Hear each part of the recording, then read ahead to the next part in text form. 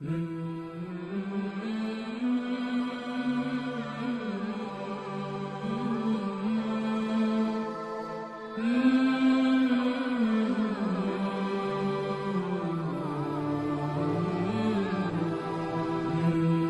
اللہ الرحمن الرحیم۔ السلام علیکم ورحمۃ اللہ وبرکاتہ۔ تیسری صورت یہ تھی کہ حضرت ابراہیم علیہ السلام کی تحدی کو قبول کر لیتا اور مغرب سے نکال کر دکھا دیتا، مگر نمرود چونکہ ان تینوں صورتوں میں سے کسی صورت میں بھی جواب پر قادر نہ تھا، اس لیے مبہوت اور لاجواب ہو جانے کے علاوہ اس کے سوا دوسرا کوئی چارہ باقی نہ رہا۔ قرآن کریم نے سورہ بقرہ میں اس واقعے کو مختصر مگر لطیف پیرائے میں بیان کیا ہے۔ بسم اللہ الرحمن الرحیم۔ ترجمہ: کیا تو نے نہیں دیکھا اس شخص کا واقعہ جس کو اللہ نے بادشاہت بخشی تھی؟ اس نے کس طرح ابراہیم سے اس کے پروردگار کے بارے میں مناظرہ کیا۔ جب کہا ابراہیم نے میرا پروردگار تو زندگی بخشتا ہے اور موت دیتا ہے، بادشاہ نے کہا میں بھی زندگی بخشتا ہوں اور موت دیتا ہوں۔ ابراہیم نے کہا بلا شبہ اللہ تعالیٰ سورج کو مشرق سے نکالتا ہے، پس تو اگر اس کو مغرب سے نکال کر دکھلا۔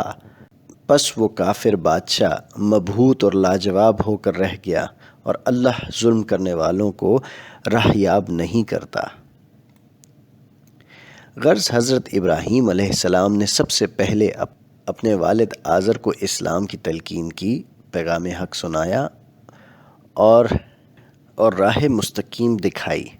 اس کے بعد عوام اور جمہور کے سامنے اس دعوت کو عام کیا اور سب کو امر حق تسلیم کرانے کے لیے فطرت کے بہترین اصول و دلائل کو پیش فرمایا، اور نرمی، شیریں کلامی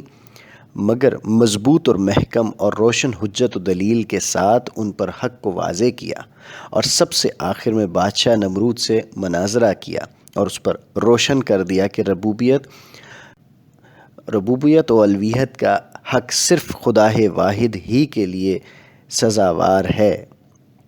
اور بڑے سے بڑے شہنشاہ کو بھی یہ حق نہیں ہے کہ وہ اس کی ہمسری کا دعویٰ کرے، کیونکہ وہ اور کل اس دنیا کی مخلوق ہے اور وجود و عدم کی قید و بند میں گرفتار، مگر اس کے باوجود کہ بادشاہ آزر اور جمہور حضرت ابراہیم علیہ السلام کے دلائل سے لاجواب تھے اور دلوں میں قائل، مگر بتوں کے واقعے میں تو زبان سے بھی اقرار کرنا پڑا کہ ابراہیم علیہ السلام جو کچھ کہتا ہے وہی حق ہے اور صحیح اور درست۔ تاہم ان میں سے کسی نے راہ مستقیم کو اختیار نہ کیا اور قبول حق سے منحرف ہی رہے، اور اتنا ہی نہیں بلکہ اس کے برعکس اپنی ندامت اور ذلت سے متاثر ہو کر بہت زیادہ غیظ و غضب میں آ گئے، اور بادشاہ سے رعایا تک سب نے متفقہ فیصلہ کر لیا کہ دیوتاؤں کی توہین اور باپ دادا کے دین کی مخالفت میں حضرت ابراہیم علیہ السلام کو دہکتی آگ میں جلا دینا چاہیے، کیونکہ ایسے سخت مجرم کی سزا یہی ہو سکتی ہے، اور دیوتاؤں کی تحقیر کا انتقام اسی طرح لیا جا سکتا ہے۔ اس مرحلے پر پہنچ کر حضرت ابراہیم علیہ السلام کی جد و جہد کا معاملہ ختم ہو گیا، اور اب دلائل و براہین کی قوت کے مقابلے میں مادی طاقت و سطوت نے مظاہرہ شروع کر دیا۔ باپ اس کا دشمن، جمہور اس کے مخالف، اور بادشاہ وقت اس کے در پہ آزر ایک ہستی اور چہار جانب سے مخالفت کی آواز، دشمنی کے نعرے اور نفرت و حقارت کے ساتھ سخت انتقام اور خوفناک سزا کے ارادے۔ ایسے وقت میں ان کی مدد کون کرے اور ان کی حمایت کا سامان کس طرح مہیا ہو؟ مگر ابراہیم علیہ السلام کو نہ اس کی پرواہ تھی اور نہ اس کا خوف کہ وہ اس طرح بے خوف و خطر اور ملامت کرنے والوں کی ملامت سے بے نیاز، اعلان حق میں سرشار اور دعوت رشد و ہدایت میں مشغول تھے۔ البتہ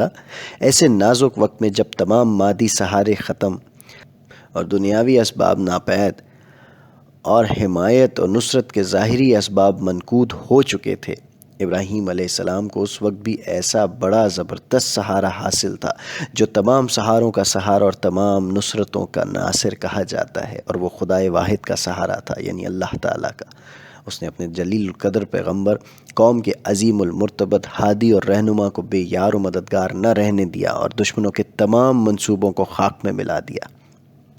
ہوا یہ کہ نمرود اور قوم نے ابراہیم علیہ السلام کی سزا کے لیے ایک مخصوص جگہ بنوائی۔ اس میں کئی روز مسلسل آگ دہکائی گئی، حتیٰ کہ اس کے شعلوں سے قرب و جوار کی اشیاء تک جھلسنے لگیں۔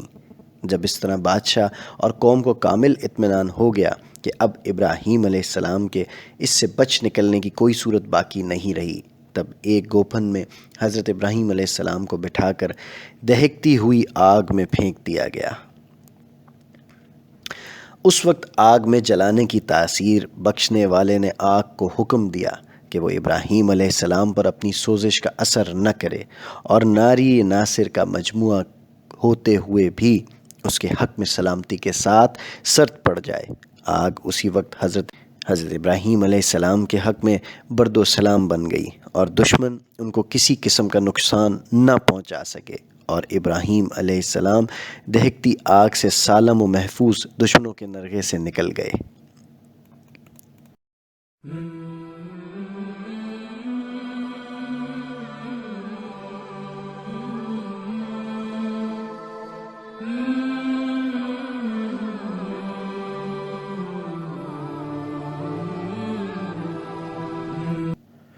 اس مقام پر ایک مذہبی انسان کی طمانینت قلب اور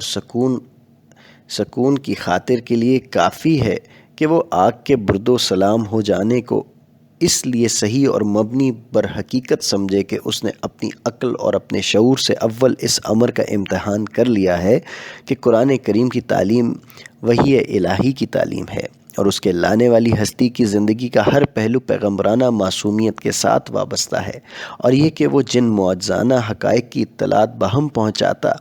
اور وحی الہی کے ذریعے ہم کو سناتا ہے، وہ عقل کے لیے اگرچہ حیران کن ہے، لیکن عقل کی نگاہ میں محال اور ناممکن نہیں۔ اس لیے ایک مخبر صادق کہ جس کی زندگی کی صداقت کا ہر پہلو سے امتحان لے کر امتحان کر لیا گیا ہے کہ اس قسم کی خبریں بلا شبہ صحیح اور حق ہیں، اور بقول کیسر روم ہلکل اعظم ہرکیولیس کہ جو شخص انسانوں کے ساتھ جھوٹ نہیں بولتا اور ان سے دغا و فریب نہیں کرتا، وہ ایک لمحے کے لیے بھی خدا کی جانب کسی غلط بات کو منسوب نہیں کر سکتا اور کبھی اس پر جھوٹ بولنے کی جرت نہیں کر سکتا۔